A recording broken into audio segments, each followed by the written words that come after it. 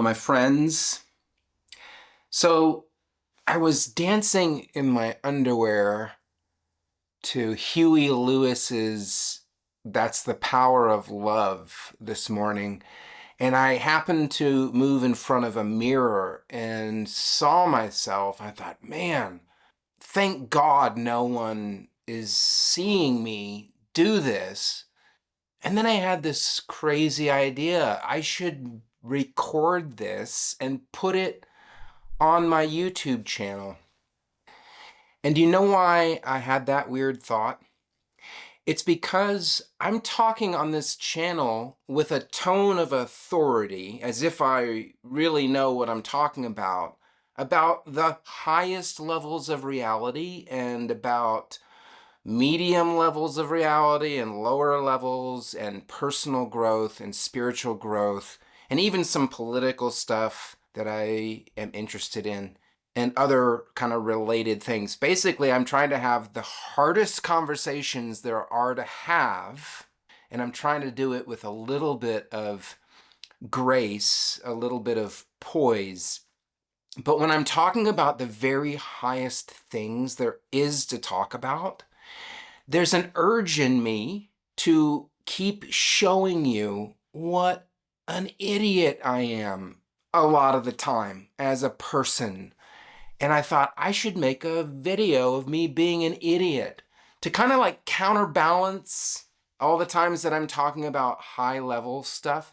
And then I was like, wait a second, you remember that time back in India when you were 16 and your guru already did that to you when she utterly humiliated you in front of a big crowd of serious meditators?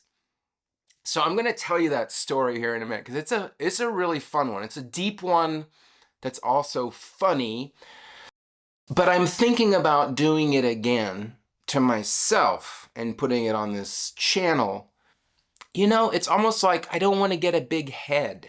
I don't want to get a big ego talking about this stuff. I don't want to be a guru. I didn't even know I was going to be talking this much about spiritual stuff when I started this channel. I thought it was going to be more political, but here I am. I'm just kind of following the impulse of creativity or messaging that I'm getting, and that's what I'm talking about, and I keep talking about spiritual stuff. That's why I'm thinking about doing a kind of like humiliation ritual on myself. But do you know how I could do that? Do you know how I would have the courage or the foolishness or both to make a video like that? I'm going to tell you how I can do that. And this is actually a powerful spiritual teaching. It is one of my spiritual teachings. I haven't heard other people talk about this, so I should trademark it. But this is such an important spiritual teaching, and I don't think you've ever heard it before, and I'm going to tell it to you right now. The spiritual teaching is called I Don't Give a Fuck. Now, that doesn't mean I don't care about me or you, because I do care. I care so much about me and you and everyone and the planet and so on because I know that we're all one. So I have to care. If I have any kind of selfishness, then of course I care about you and I care about me. So it's not I don't care. That's not the teaching. The teaching is I don't give a fuck. I don't give a fuck if I look stupid. And it's only to the extent that I don't give a fuck about that I have room to let in something bigger than me, something more powerful than me, something more beautiful and connected than me. If I can't let go of the self-image looking cool Ellis thing, then where's the room in my system for something bigger than that image to come in. I don't give a fuck is a statement of, I don't even know. What is it a statement of? It's partly a warrior statement because you can't go into battle without it. You can't step onto a battlefield. You can't step into a fight if you don't have your old buddy, I don't give a fuck, at your back. So on the spiritual path, it is kind of a warrior's path. It's a path of life and death. Death of the ego, life of the spirit. We have to have I don't give a fuck. And to all of the people with more refined sensibilities than me, which is perhaps most people, I'm sorry for using the F word, but I'm gonna keep using it because that's just how I am right now anyway. I've got a strong strain of pirate archetype and pirate humor for some reason. I didn't pick it, but here it is. So anyway, let me tell you about this crazy story when my guru humiliated the crap out of me in front of a bunch of people. So the setting is like 1986 or 7. We're in India in a beautiful and very large ashram, about an hour or two from Bombay or Mumbai. And in the center of this ashram is what they call the courtyard, and it's all white marble everywhere. And that's to help keep it cool when you're sitting and meditating there in the heat of summer. And there's palm trees coming up from planters in this white marble. And then there's buildings all around you. So it's permanently shaded and cool. And my guru would sit against one wall every day, usually around midday, before lunch actually. And people would gather there and meditate. She would usually sit in her chair. Sometimes people would come up and ask her questions, give her things, or she would give them things, and she would conduct some business, some ashram business. Sometimes a manager would come up and talk to her. By the way, this is the same ashram that the book Eat, Pray, Love was written about. Same place. That was a bestseller back when. So I would sit there every day after my morning duties, before lunch. I would sit there maybe for an hour or two and meditate with my guru and with many other people, and the silence in that space would become so intense that you just walk into the courtyard and you're already meditating before you can actually sit down. It just like grabbed your mind and pulled it into silence, into this vibration, what they call in India Shakti, this energy of spirituality, spiritual unfolding and healing and meditation and connection with deeper levels. But when you're meditating in a place like that, it's sort of like being in an oven, and things can come up. Old impressions, memories, the part of your ego that's screaming, get me out of here. This place has nothing for me. This place is ego death. There's nothing to feed me. I need to get the heck out of this place, right? So for months, I was sitting there and I was stewing, bubbling and boiling in a pot of my own negativity. It was so strong. I was just, I hate this place. I hate sitting here. I hate meditating. I hate that person. I see that person over there. Just this anger and hate, like every negative emotion I've ever had in my prior 16, 17 years was like coming out. It was like someone was squeezing a pimple, okay? And I was the pimple. And that's how I sat there most of the time hour after hour, day after day. And so it happens one day that some new people had just arrived from America and had just been dropped off at the ashram. They'd driven from Mumbai, and they walk in and they see everyone meditating. They see the guru sitting there, and they have a gift for our guru. And it's October. We're late in October.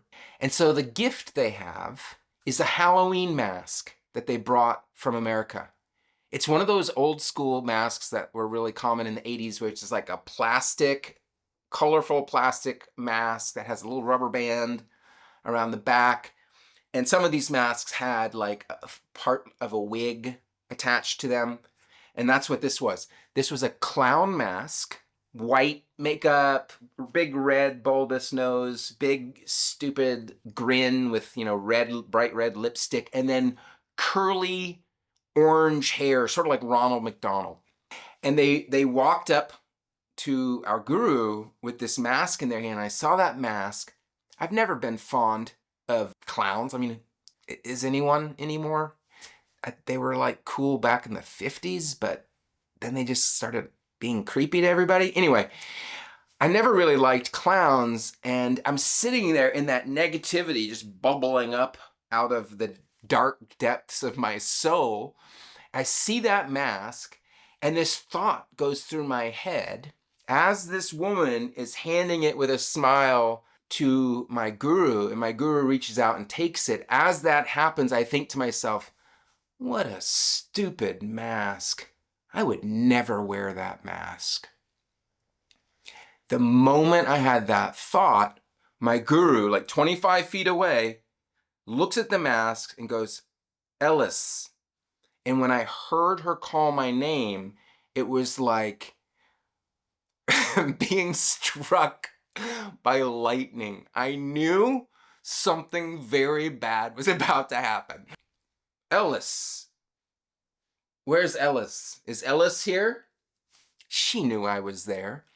And I kind of like slowly raised my hand. And when I raise my hand, it feels like I'm stepping onto a stage in my underwear. Or it feels like I'm on a battlefield with bullets whizzing and I'm standing up and waving a big red flag saying, shoot me, or something like that.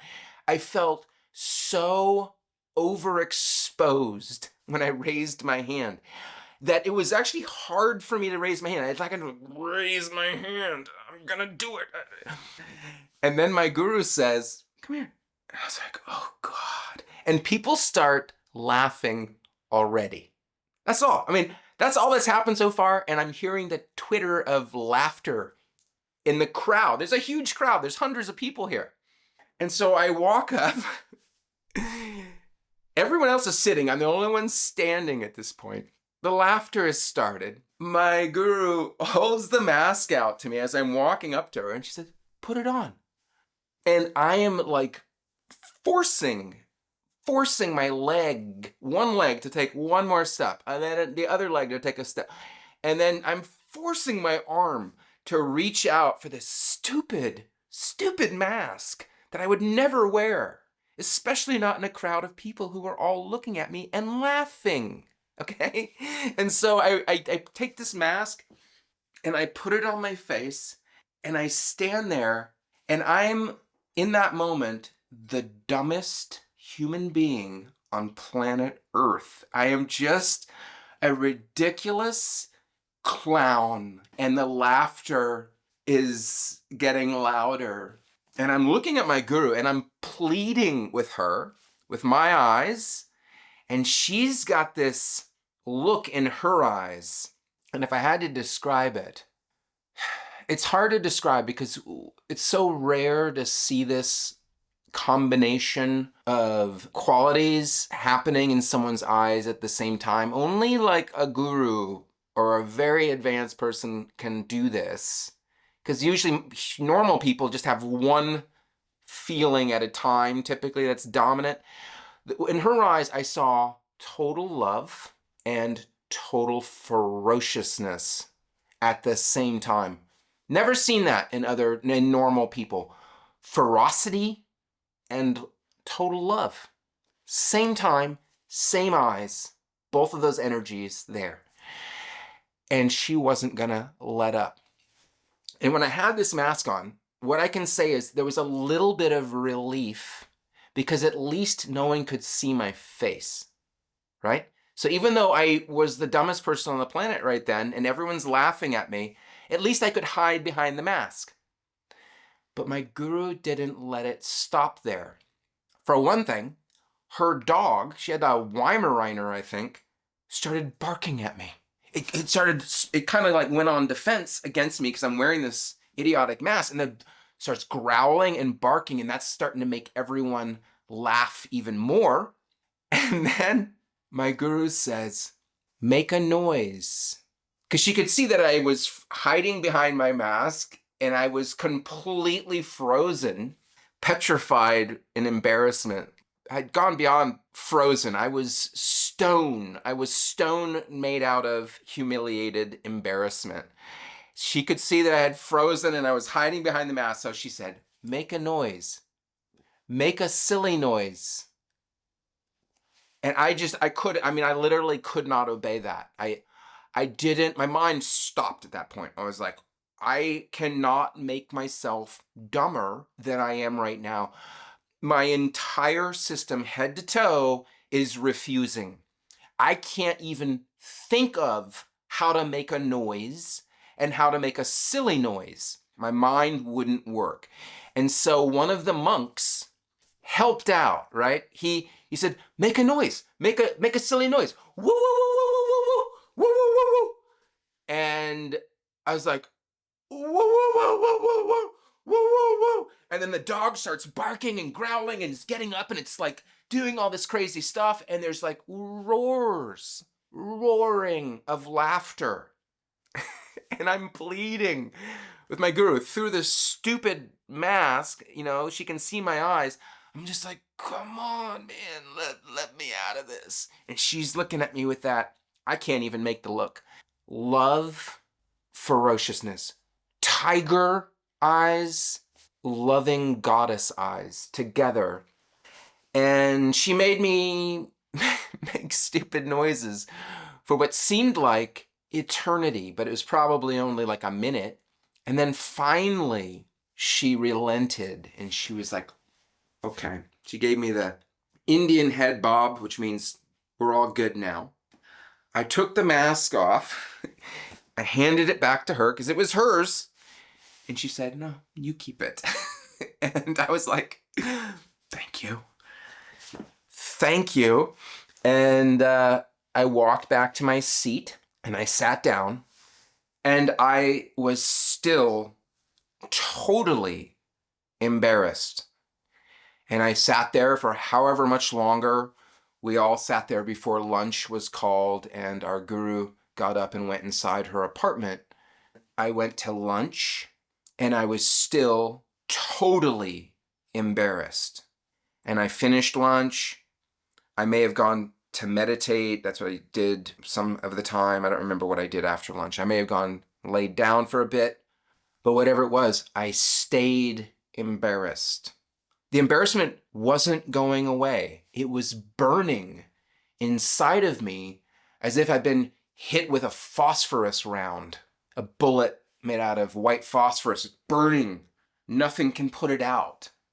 I was just burning for hour after hour. And then it became evening time and it was my time to go into the kitchen and help cook dinner for the little restaurant in the ashram. Guys, I was totally embarrassed still. This was like 4 hours later and the embarrassment was raging and unabated. It hadn't stopped.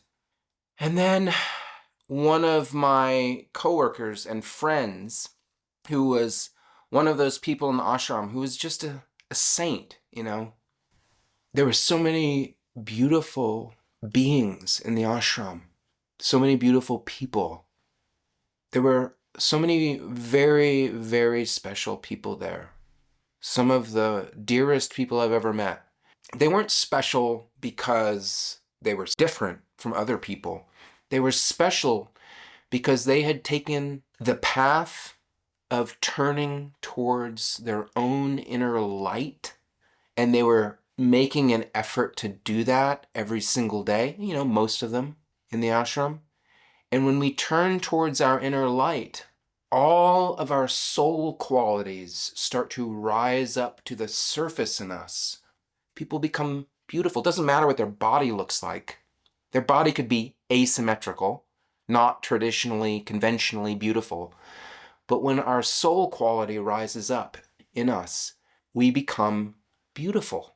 We become attractive. There's something about us that's alluring. It's because love is coming out of us. Nobility, empowerment, peace. All of these things make us incredibly beautiful and attractive to other people. And so there were so many people in the ashram. The light of their soul wasn't hidden. It had come out to varying degrees. It had come forward, up, and out of them.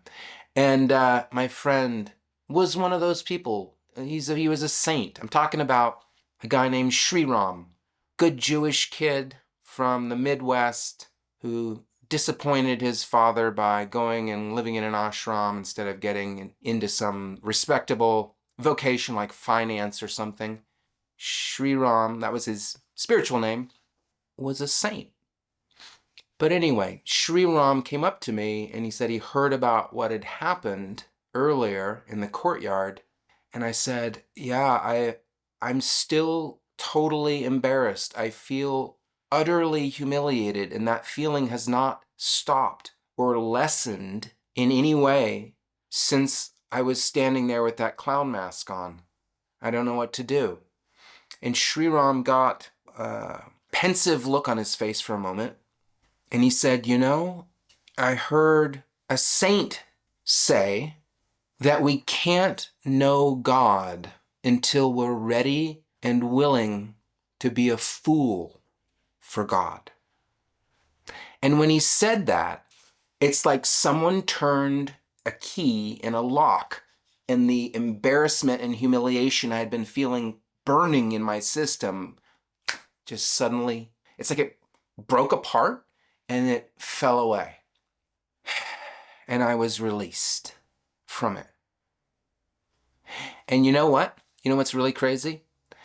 Is that the next day when I sat in the courtyard meditating, that bubbling pot of negativity that had been my daily experience for months was gone.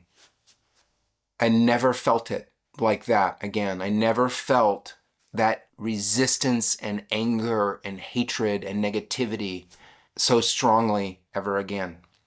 She had somehow broken that spell. What a gift my guru gave me. And that, my friends, is how I came to not give a fuck. Join me. The water's warm.